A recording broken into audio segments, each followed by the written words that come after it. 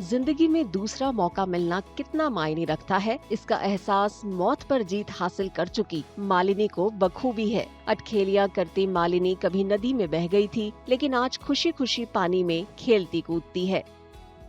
पिछले साल सितंबर में उत्तराखंड के कोटद्वार के पास मालन नदी में अपने झुंड से बिछड़ने के बाद इसे नाजुक हालत में बचाया गया था। लगभग 1 साल बाद वन विभाग और पशु चिकित्सा टीमों की देखभाल की बदौलत मालिनी बिल्कुल स्वस्थ है और अब कॉर्बेट टाइगर रिजर्व के कालागढ़ स्थित एलिफेंट सेंटर में है।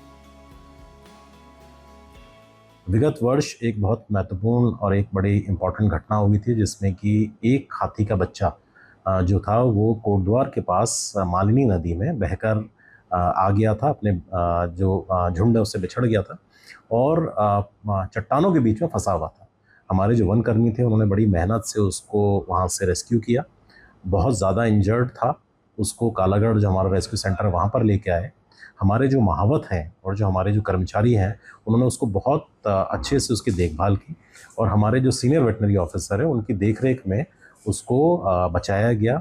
आज बड़े खुशी की बात है कि जो हाथी का बच्चा है उसको मालिनी के नाम से आज हम कहते हैं, वो बहुत स्वस्थ और अपनी पूरी तरह रिकवर कर चुका है।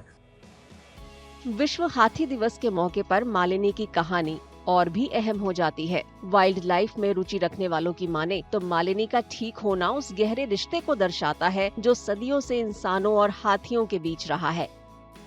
तो हाथी जो है वो सबसे बड़ा जीव तो है ही धरती पर चलने वाला, और साथ में इसका इंसान से बड़ा ज़बरदस्त रिश्ता रहा है।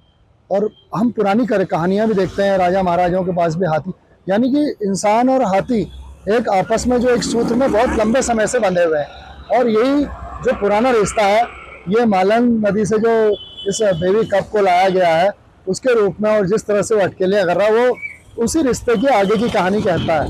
और हमारा उत्तराखंड जो है ये हाथियों की दृष्टि से हम कहें तो बड़ा ही समृद्ध प्रदेश है।